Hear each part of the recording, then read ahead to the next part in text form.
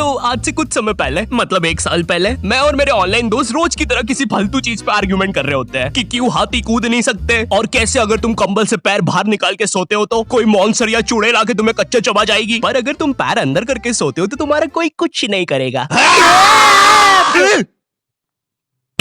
फिर पैर अंदर कर लिया। तू अगली बार मिल, बताता हूँ तुझे। चैन से सोएगा ना अब तू। ले तेरा लाइट ऑन कर दिया, अब ठंड में बिस्तर से उठना पड़ेगा। ले तेरा पंखा भी ऑन कर दिया अब तो ऐसी किसी बात पे आर्ग्यूमेंट चल रहा होता है, तो उसी बीच न जाने मेरे दिमाग में क्या आता है और मैं बोलता हूँ, तुम लोग अच्छे लोग हो, हमें मिलना चाहिए। ये सुन के भैया सन्नाटा मच गया। हाँ क्या बोला तूने? आयु तुझे पता है ना ऑनलाइन दोस्त कभी मिल नहीं सकते। इनफैक्ट ऑनलाइन दोस्त जैसी तो कोई चीज ही नहीं होती, हम सब तो रोबोट है। आयु तू हमारा दोस्त हो ही नहीं सकता, हम जा रहे हैं। फिर उन लोगों ने एक दूसरे के गले में हाथ डाला और न जाने क्यों गुस्से में डोरेमोन का थीम सॉन्ग गाने लग गए, वो भी तमिल में।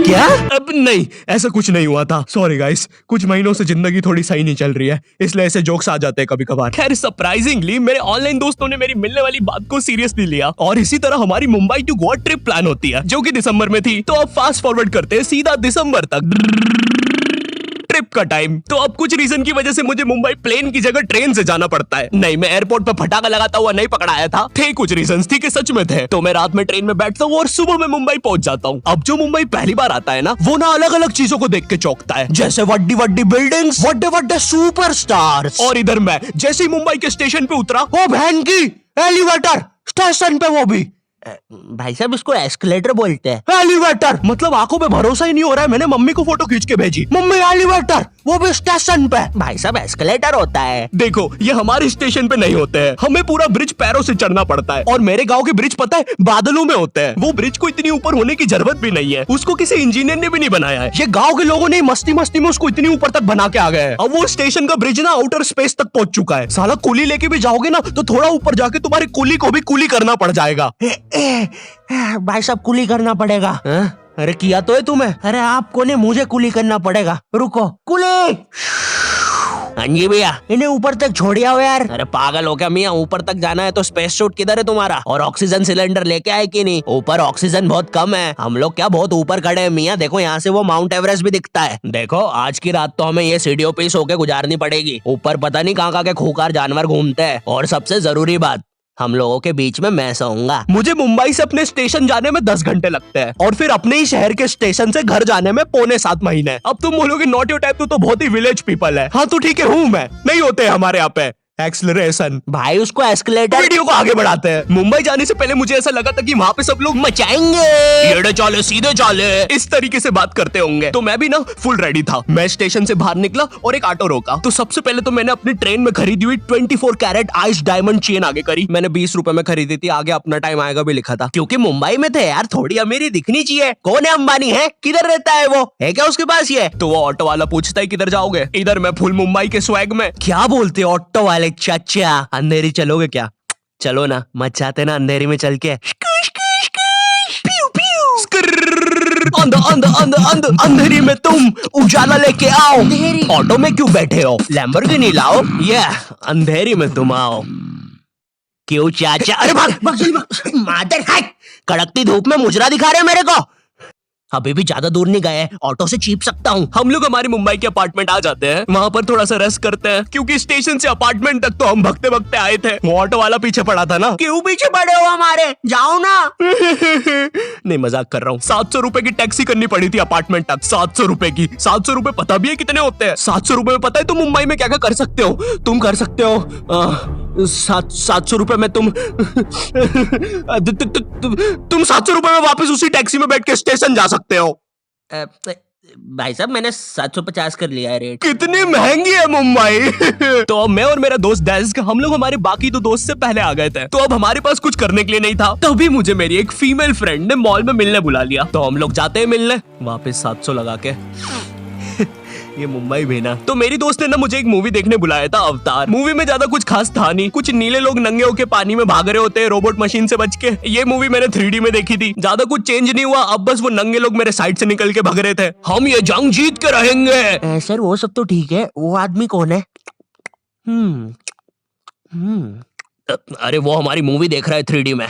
उसे तो मजा ही आ जाएगा जब हम सब नंगे होकर उसके सामने से भागेंगे। मेरी बात सुनो सब लोग, हम लोग उसके बहुत पास से भागेंगे लेकिन उसे टच नहीं करेंगे।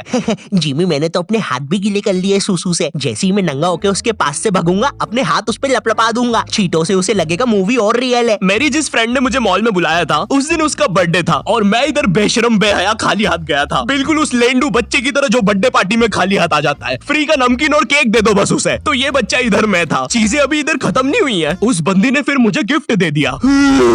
चीजें अब सीरियस हो गई है। दुनिया का सबसे बड़ा क्राइम इधर, ठीक है इधर है, और फिर आता है किसी के बर्थडे पे उनसे ही गिफ्ट ले लेना इधर। पहले तो मुझे समझ में नहीं आया कि ये बंदी मुझे टॉन्ट मार रही है कि सच में गिफ्ट दे रही है। मुझे उस समय इतनी ज्यादा शर्म की अनुभूति और आभास हो रहा था, मेरा मन कर रहा था उठ के भाग जाऊं वहां से।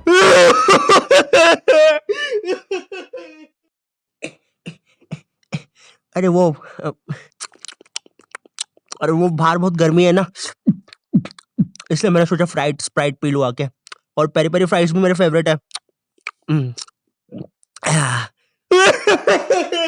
देखो अगर उस टाइम मैं चाहता तो अपने पीछे वाले जेब से बटवा निकाल के एक 50 का करारा नोट और 1 रुपया लगा के बड्डा लिफाफा बना के उसे दे देता, लेकिन मैं कोई 80 साल का दादाजी नहीं हूँ और वो भी मेरी पोती नहीं है, तो अब मैं कुछ कर नहीं सकता था। इसलिए मैंने बेशर्मों की तरह उसका गिफ्ट ले लिया और कमियां भी निकाल रहा हूँ। घड़ी तो अच्छी लाई हो तुम, लेकिन फास्ट ट्रैक की लाती तो अच्छी है घड़ी।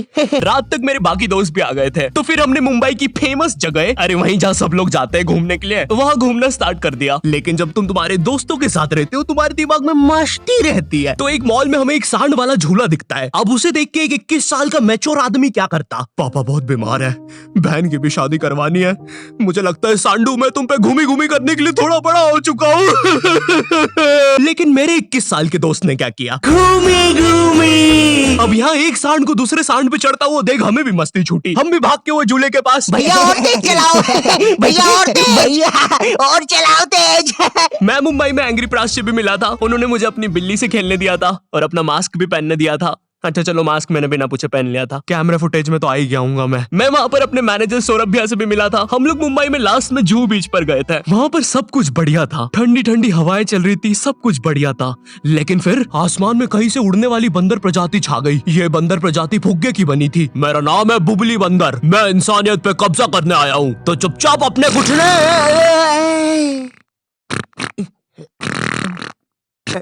है दोस्त, क्या तुम प्लीज मेरी बूंद में हवा भर सकते हो?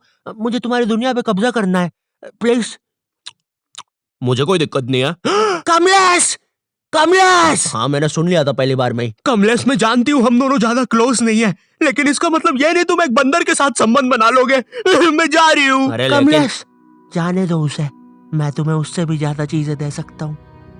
मुंबई के बाद हम लोग निकलते हैं गोवा के लिए। गोवा काफी चिल जगह थी। मैं वहाँ पर काला भी हो गया था दिन भर बीच पर धूप में भटकने के कारण। सच में वहाँ पर धूप तो बहुत ही ज्यादा थी, मतलब इतनी ज्यादा कि जमीन के अंदर से लोग बाहर आ रहे थे या अंदर जा रहे थे। कोई मुझे बताएगा ये क्या हो रहा है यहाँ पे? गोवा में तुम ऐसे बीच पे राइड्स वगैरह कर सकते हो, जैसे जेट स्की। इसमें ना तुम्हें आगे टंकी पे बिठा लेंगे बच्चे की तरह और पानी का एक चक्कर काट के वापस ले आएंगे। ये चलो ना।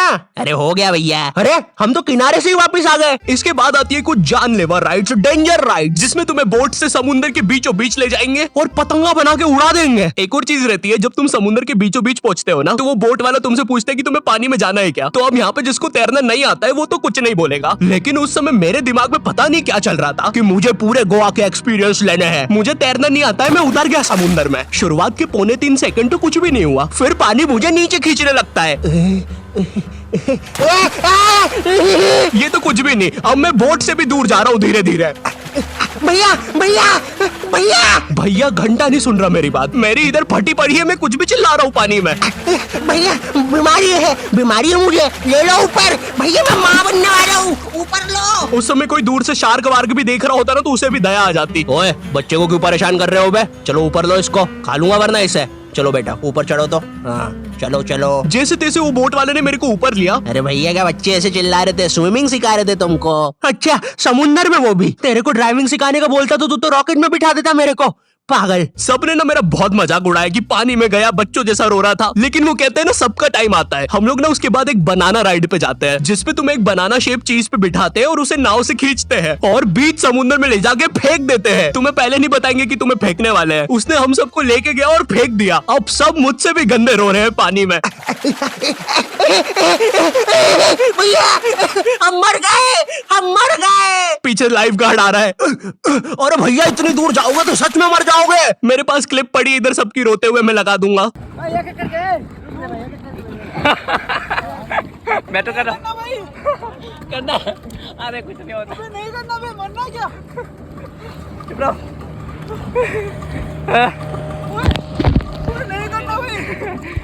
पर खैर कुछ भी बोलो, ये ट्रिप मेरे लिए वन ऑफ द